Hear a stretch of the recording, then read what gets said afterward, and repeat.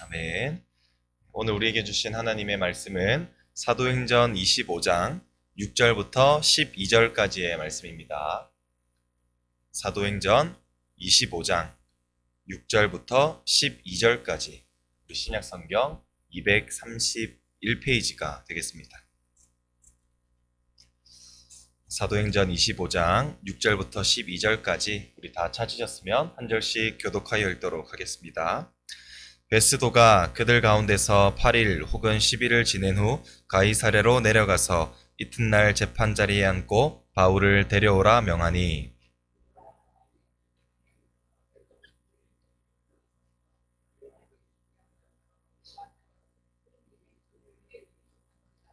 바울이 변명하여 이르되 유대인의 율법이나 성전이나 가이사에게나 내가 도무지 죄를 범하지 아니하였노라 하니,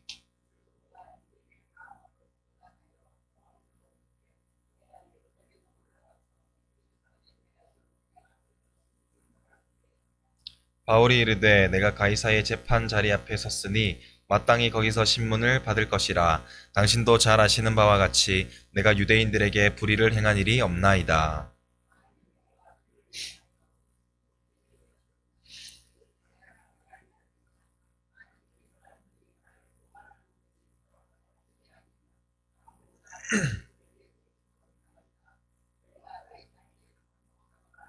같이 보겠습니다.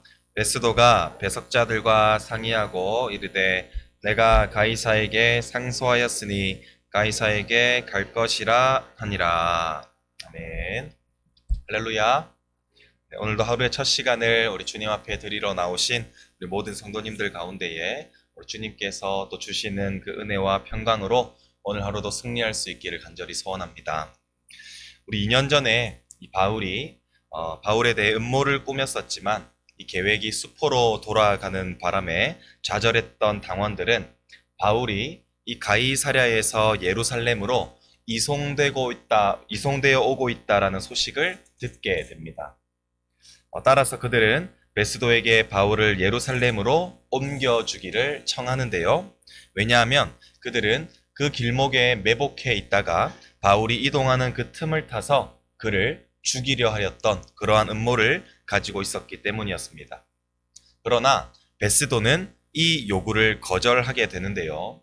왜냐하면 이 베스도가 예루살렘에 오래 머물 생각이 없었고 곧 가이사랴로 돌아갈 생각이었기 때문에 차라리 잘못한 일이 있거든 자신과 함께 가이사랴로 내려가서 그곳에서 정식으로 바울을 고소하여 공식적인 재판을 받도록 하라라고 명했습니다. 그렇게 오늘 이제 본문이 시작되는데요. 그렇게 베스도는 예루살렘에서 8일에서 10일 정도 동안 머무르면서 자신의 업무를 다 본 이후에 이제 가이사랴로 같이 내려갑니다. 그리고 바울을 고발하기 위해서 사내들인이 파견한 이 대표단이 또 이 가이사랴로 함께 내려가게 되죠.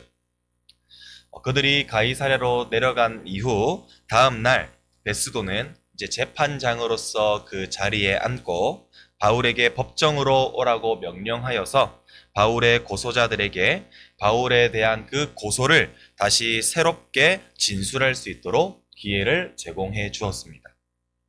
그들은 아마도 2년 전 바울을 고소한 그 내용 그대로 베스도 앞에서 다시 진술했을 것입니다.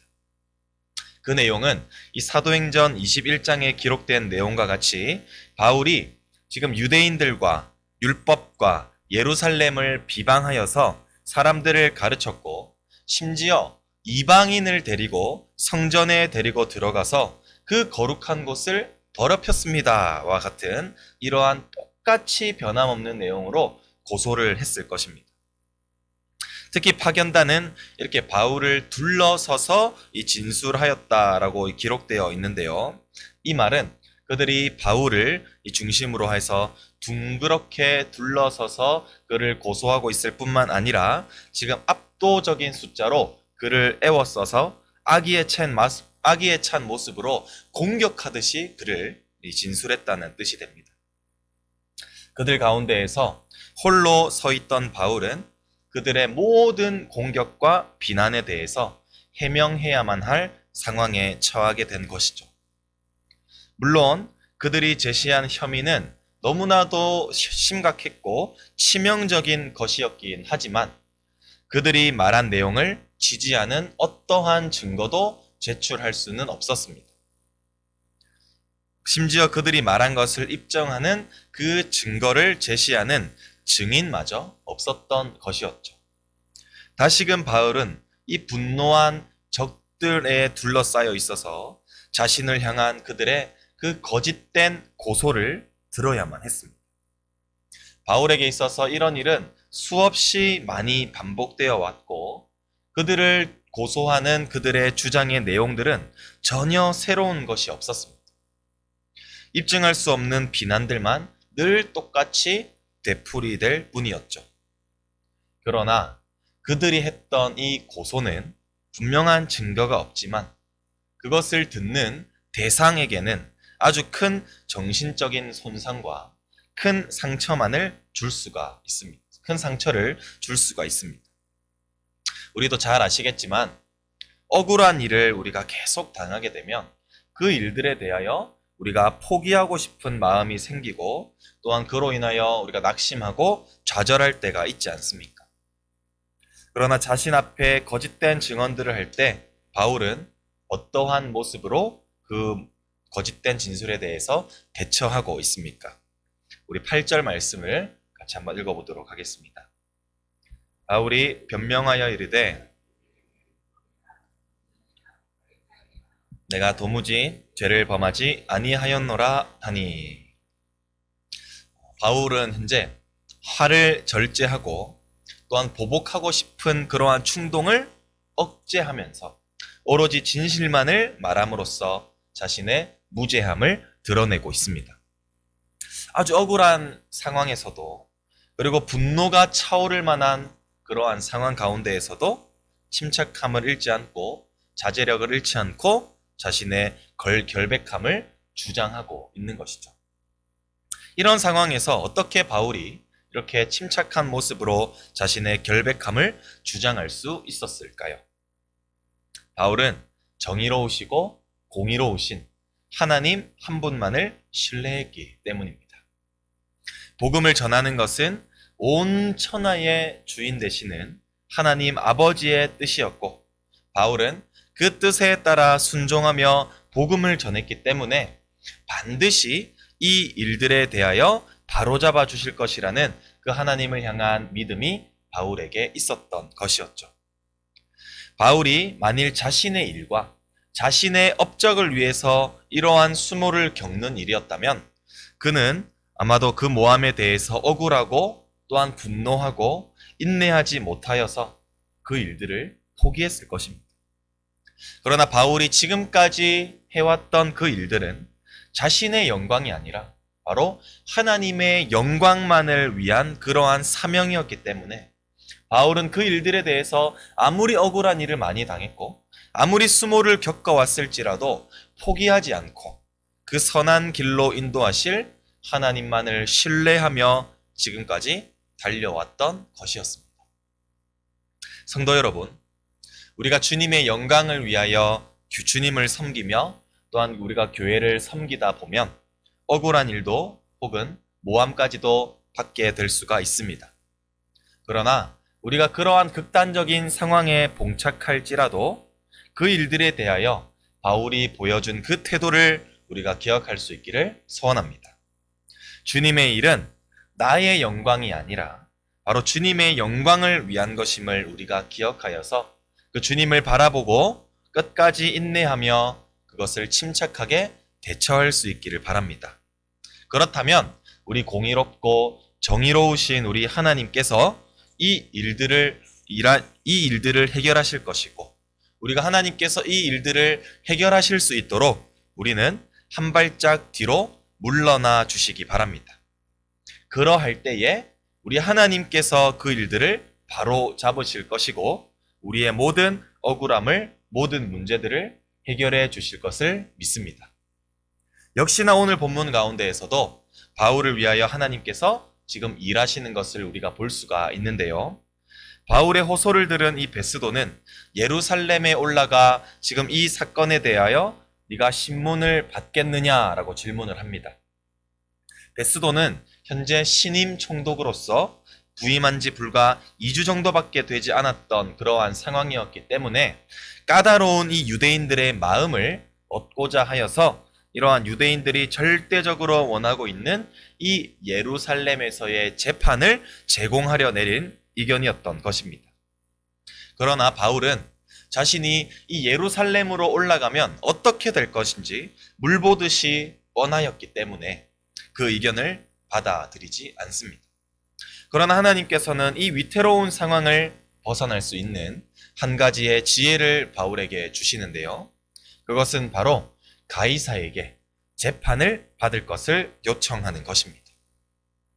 바울은 만일 내가 사형에 해당되는 죄를 지었더라면 그 죄에 대한 사형까지도 당할 준비가 되어 있다. 그렇기 때문에 바울은 내가 죄가 없기 때문에 이 올바른 판결을 위하여서 내가 로마의 재판을 받을 것이라고 말을 하고 있는 것이죠. 바울은 이 로마의 시민권이 있었고 이에 따라서 이 모든 로마의 시민들은 가이사에게 호소할 권리가 있었습니다. 황제에게 호소할 수 있는 권리는 이 사형 판결로부터 로마 시민들을 보호해 주기 위한 것이었고, 현재 이 가이사랴에서는 지금 바울에게 공정한 재판이 이루어지고 있지 않다는 것을 알았던 바울은 시민의 권리를 떠올렸던 것이었습니다. 이 말을 들은 베스도는 지금 바울이 요구한 대로 가이사에게 내려갈 것을 명령합니다. 아주 빠른 결정에 의해서 지금 결정된 모습들로 지금 보여지고 있는데요. 왜냐하면 지금 베스도도 생각하기에 지금 바울이 아무런 증거도 없는 그러한 이 무죄인 것이 확실하지만 지금 유대인들로 인하여서 어떻게 결정할 수도 없는 그러한 난감한 상황에 봉착해 있었고, 이 사건은 베스도가 다루기 힘들다고 느꼈기 때문에 그가 책임을 벗어날 수 있는 아주 좋은 기회로 여겨서 바울이 요구한 대로 그렇게 허락했던 것이었습니다. 이처럼 하나님께서는 바울을 이 유대인 지도자들로부터 지켜주셨고, 바울은 그러한 암살당하지 않도록 오히려 무장된 호위대를 거느리고 안전하게 로마로 호송되는 하나님의 보호하심으로 인하여 이 로마로 호송되게 되었던 것입니다. 그리고 이후에 바울은 지금 복음을 전하면서 그렇게 수모를 당하였음에도 불구하고 로마에 도착해서도 하나님께서 맡기신 그 사명을 따라 복음을 전하게 될 것을 이후에 살펴보게 될 것입니다. 우리 사랑하는 성도 여러분, 이제 말씀을 맺고자 합니다. 바울은 이 복음을 전하는 데 있어서 참으로 많은 어려움과 아픔들을 겪어와야만 했습니다. 참으로 억울했고, 또한 억울하게 고소당했고, 그로 인하여서 재판당했고, 또한 감옥에 갇히는 등 수많은 고난과 멸시와 핍박을 받아왔습니다. 그러나 그때마다 바울은 분노로써 되갚거나 혹은 복음을 전하는 일들을 결코 포기하지 않았습니다. 그때마다 바울은 공의로우시며 정의로우신 그 하나님 아버지를 신뢰함으로써 하나님께서 이러한 문제를 해결하실 것이라고 믿으며 담대하게 나아갔습니다. 그때마다 하나님께서는 고통과 고난 가운데 있었던 바울을 건져내어 주셨고 문제를 해결해 주셨음을 또한 우리는 살펴볼 수가 있습니다. 이것이 바울과 같이 동일하게 우리가 복음 전파의 사명을 부여받은 우리들의 자세가 되어야 할 줄로 믿습니다. 우리 역시나 신앙생활하면서 받는 그 고통과 고난 가운데에서도 우리가 좌절하지 마시고 문제를 해결하실 그 하나님께 우리가 신뢰하며 나아갈 때 우리 하나님께서 일하실 것이고 우리 하나님께서 그 문제들을 해결해 주실 것을 믿습니다. 오늘도 우리와 함께 하시는 그러한 하나님과 우리가 동행하는 하루를 살아가시기를 축복하며 담대하게 우리가 복음을 전하는 그 사명을 따라 살아가시는 오늘이 될 수 있기를 간절히 소원합니다. 기도하겠습니다. 참 좋으신 하나님 아버지, 주님의 은혜와 사랑을 감사합니다.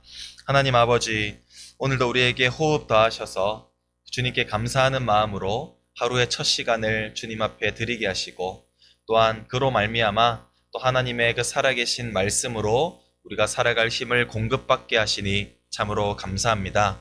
하나님 아버지, 오늘 이 받은 하나님의 말씀을 기억하여 우리가 복음을 전하는 일이, 또한 주님을 섬기는 일이 나의 영광이 아니라 하나님의 영광임을 우리가 기억하여 이 일들에 대하여 우리가 순종하는 마음으로 우리가 잘 이것을 감당할 수 있게 도와주시옵소서.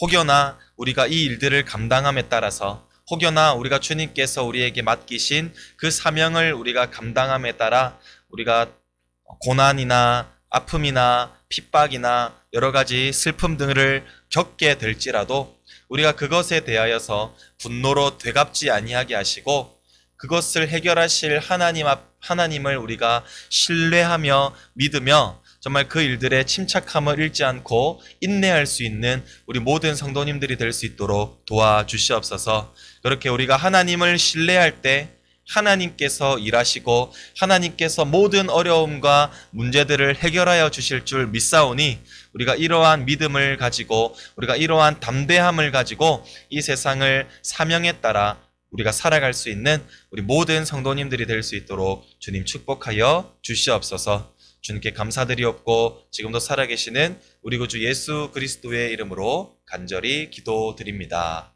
아멘.